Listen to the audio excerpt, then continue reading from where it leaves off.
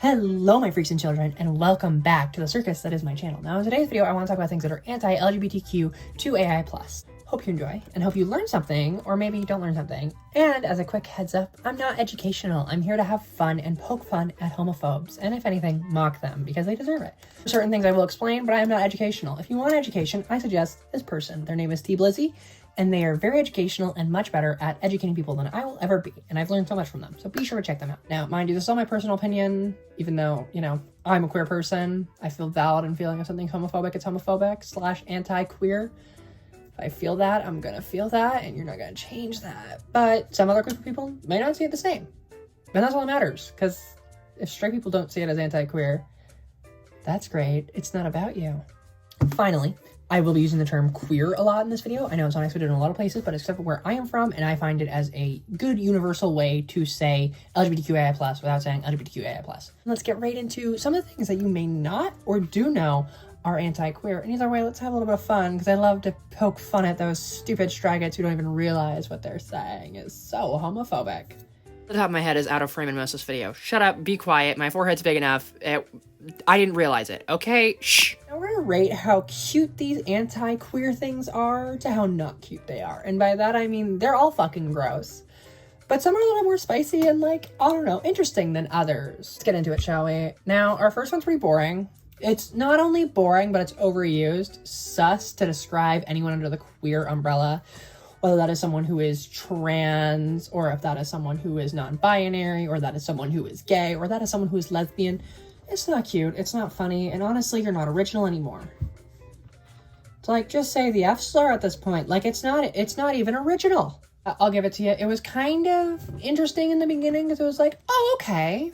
Something new, like new oppression. And now it's just like, same song and dance. I'd rather just be called the F slur, because it's got a little bit more spice to it. If y'all can't see why calling a queer person sus is anti-queer, did y'all pass kindergarten? Because your logistical skills are lesser than an infant. This one's gonna be a little bit of a spicy one, a hot take, if you will. The whole meme in, like, Twitch culture and, like, just overall straight male culture of kissing the homies and stuff like that. Because here's the thing. If it was coming from a point of, like, platonicness, it would make sense. And this one I am going to explain because it is a little bit more nuanced. But I view this as anti-queer and specifically homophobic because of the fact that it is, most of the times, straight heterosexual males trying to mock, make fun of, and belittle gay men. Because here's the thing. It's cute and funny when a straight man says he wants to kiss his friend, but when a gay man actually shows public affection to another gay man, there is danger of a hate crime there. And you joking about it and saying, haha, I kiss and cuddle with the homies, when there are people getting seriously assaulted for actually having love for one another and for the same gender, and you're continuing to perpetuate this narrative of, like, haha, cute to kiss the homies, you're not helping. And you make the argument of normalization. However, normalization needs to happen to the individuals first before it happens to the non-individuals first. Because I believe that, personally, kissing, hugging, and more so intimate practices can be platonic if both parties see it that way. However, we are at a point where it's accepted romantically, and so we're not going to normalize it platonically for straight het men. No, no, no. That type of behavior, in my opinion, it's underground homophobia. You don't know it's homophobia until you really think about it. And yeah, I'm probably calling out a lot of Twitch streamers and a lot of YouTubers. But some I'm even fans of. But no, that's not cute. You aren't funny. You aren't adorable. Making confirmed gay characters straight.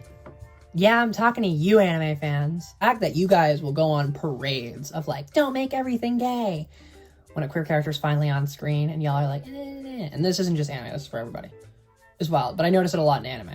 Stop trying to make gay characters straight.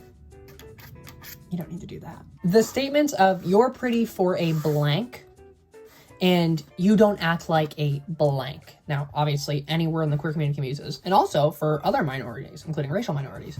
You're pretty for an Asian person. You are pretty for a black person. You are pretty for a trans woman. You are pretty for a trans man. You are pretty for a lesbian. The list goes on. That is homophobia and racism, and just outright disrespectful if you say that to any human. Any fucking one. Even if it's not targeting a minority, you could say, you're pretty for someone who plays video games. It's just fucking rude, and you don't need to say that. You could just say you're pretty. Do you know that? Instead of saying you're attractive for blank, you could just say you're attractive. It's not that hard. But for some reason, y'all always got to throw microaggression in there. Like, come on now. Get it together. And the you don't act like blank, which once again can be also put in for any sort of other minority within it. Because first off, having that stereotype and notion in your head already is homophobic, racist, anti-queer, etc. You go down the list. Having a stereotype in your head as how those people interact and react is a microaggression, whether you want to admit it or not. And actually, it could just be a regular aggression, depending on the situation. Just stop it. If you want to compliment somebody, just do it. Twink culture. By twink culture, I mean like the shitting on twinks, or more so using twink as more of a slur now. A lot of queer people don't realize their internalized homophobia, and that goes for me in a lot of situations as well. Not as much, but definitely I think we all have it, and it's very hard to move past it, and it's hard to tell when you've actually moved past it. That's why I say I think I've moved past it, but I'm not sure. I could still have a lot of preconceived notions in my head. I think I do. But like a lot of people use this like thing of twink as essentially a new slur and kind of weaponize twink now. It was fun when it was a joke, and then people started to just turn and be like really malicious towards people and use twink as like slurs in situations. And it just feels like that's unnecessary. That's internalized homophobia. We can move past that. As a group, we can do it. Not dating trans individuals or people of different sexual orientation. Now this one's first off a controversial topic on TikTok, which once again, go follow me if you're not. But T Blizzy has done great videos on this on TikTok and on her YouTube channel. I love her to death, and I think that there's nothing better than her on like the platform. She truly is the most educational person, and I've learned so much from her. But writing off some of the points she made, if your attraction is to reproduction, that makes sense. But also, the argument of reproduction means that you have to not date biologically born women or biologically born men either if they cannot reproduce. And that means that you're asking them on like, before you fuck them, hey, are you physically capable to reproduce? And if that's not what your issue is, and your issue is just that they were a different gender at birth than they are now, and they still have the working parts that you're attracted to when it's biological, then you're just transphobic. And you need to unpack that in your own closet, not in my fucking comments. See this finger? That way. Go unpack it over there, not here. And for the second part, differing sexual orientation. Now, I don't think there's ever an excuse, and I could be wrong in this, but there's an excuse for disliking someone for a second, unless it's literally one that they cannot be attracted to you, in which case, yeah, that shouldn't even be a conversation we have to have. But for some reason, there are women who keep forcing heterosexuality on Bretman Rock, and it's like, oh my god, don't even get me started on that. Forcing, yeah, straightness on queer people. Shocker. Whole notion of like, especially this bisexuality and pansexuality conversations having on TikTok, where it's a lot of biphobia and panphobia, of just like, if they're bisexual, I can't fuck them, I can't date them. If they're pansexual, I can't fuck them, I can't date them. Once again, I'm just gonna have to tell you to like, just take this, unpack it in a different room. See, ready? This is me taking your bullshit, throwing it away. I know, I throw so femininely. If you feel that way, you're stupid. I'm supposed to be nice to people, so that way people want to come back and talk to me. You're invalidating someone's sexuality, which we all know you would get mad at. Someone invalidated your sexuality, but we won't even talk about the double standards of you can invalidate this person, but you can't invalidate yourself, whatever. We won't even get into that conversation. If they're still attracted to you, and you find out their sexual orientation, and then you're interested, but you were attracted to them before finding out their sexual orientation, you got shit to unpack. Ready? We take that, we have to unpack, we throw it away, and you go deal with it in your own time. Figure it out. Go do something with yourself. Okay, acting like queer celebrities. This one's one of my biggest pet peeves. Acting like non-queer celebrities are queer, or treating celebs that do little to nothing for the queer community as if they're staples in the queer community. Now, I'm not going to name any celebrities because I'm not trying to get a fire lit under my ass for no good reason because you can't accept the fact that your celebrity isn't fucking queer. But the queer community has a big problem with taking celebrities that their demographic is queer people and treating them like they are a queer person.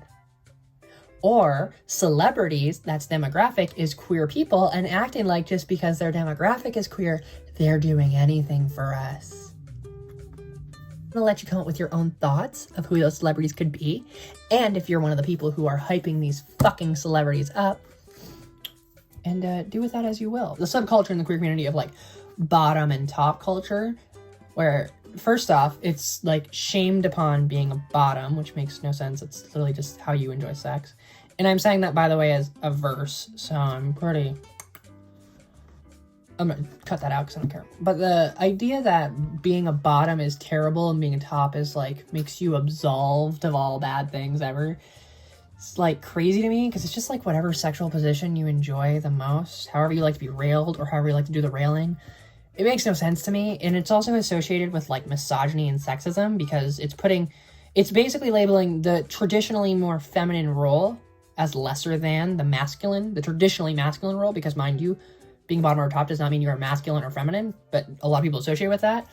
Traditionally, that is what it is. Reason why these roles are seen as one being better than the other, being tops are better than bottoms, is because tops are seen as more masculine, seen as the masculine role, whereas bottoms are seen as a feminine role. So it actually underlies with misogyny and sexism, but branches out to do with homophobia as well. So Also forgot to mention the reason why it's associated with misogyny and sexism is due to the fact that femininity is most times than not associated with women, and masculinity is most times than not associated with men. Therefore, putting the better role, aka the masculine/male role, onto the top, and putting the lesser role, being the feminine/female role, onto the bottom. Not saying that masculinity and femininity actually have anything to do with female or male.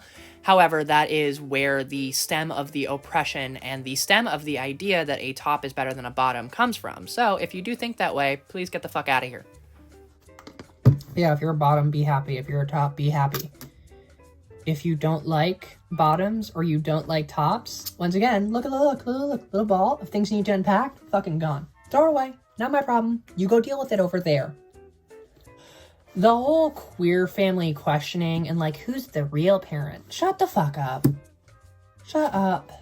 Shut up. Take it, throw it away. Throw it away. We as a society have moved past this whole needing a male and a female in the family. Single parent household even do fine. They're not even fine. Great. A lot of single parents are better than two fucking parents.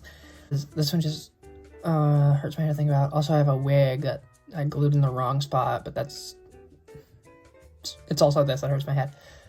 People who sit there and act like queer parenting isn't proper parenting are dumb as fuck. End of the story. Take it, unpack it. I'm throwing it away. Not for me to unpack, for you to unpack at home. Do your homework. Ignorance around situations that are your own. So what do I mean by this? A lot of queer people, because they are in a safe environment, downplay the very serious risks about other people's environments or even their own that they might not realize. So, for example, I have very accepting parents. I have very accepting grandparents. I have a good intermediate family, we'll say. That doesn't mean that everyone will. One of the things I'm referring to here is specifically like the Joji Siwa coming out was, let's be honest, awful. Good for her for accepting herself, but there was a lot of misinformation that she spread during that. And although I don't think it's her job, I also don't think it's her job to speak on everyone else's situation. And she made some very inappropriate statements about how, oh, like, I was so nervous, but like, guys, just get over your fear. You'll be accepted. She didn't say that, but that's very verbatim. But she very much implied that, like, it was all in your head, the homophobia, and you'll be fine. No, you won't. If you feel as though you're not in a safe environment, trust your fucking instincts. They're gonna do for a reason. And people who spread the misinformation and the narrative that it's safe everywhere and that you just need to get over it, essentially, are dumb as shit. are dumb as shit and they need to be educated and they should not be saying such things on a public platform. I appreciate that Joji Siwa was comfortable in coming out. Joji Siwa came out in a way that was very damaging to probably a lot of young queer people who may deal with the fact that their parents could be homophobic and could be in a very unsafe environment, especially because her fan base is so fucking young. The world is changing for the better. And I believe that my generation and the generations after will continue that work. But that doesn't mean that we can be willfully blind and ignorant to the real dangers that come for us on a daily, on a weekly, on a monthly, on a yearly, on a everything basis, on a minutely basis. It's fucking dangerous. And you always need to be aware of that. I'm not saying fear everything at all times, but be aware of the fact that you might be in a safe situation, but many are not. So do not speak on the fact that queerness is safety, because a lot of people do. Be very mindful if you are a queer person or a non-queer person, and never pressure or say things like, it's all in your head, you can come out at any point. No. That is not going to help anybody, and if anything, could put more people in danger than not. I understand the thought process of wanting to convince more people that queerness is normal and acceptable. That is a good horse to ride. I agree with that. But you can't say that it's in people's head that they're in danger, you know? You need to be mindful of that stuff. Just be mindful. Just be mindful, I guess is a good way to put it. Keep yourself educated. Keep yourself knowing. Be sure to like, subscribe, and comment down below. And be sure to follow me on my other socials, including my Twitch and TikTok, which I am very active on a daily, on almost a daily basis on both platforms. So be sure to go check those out. This has been Enigma Bazaar, and goodbye!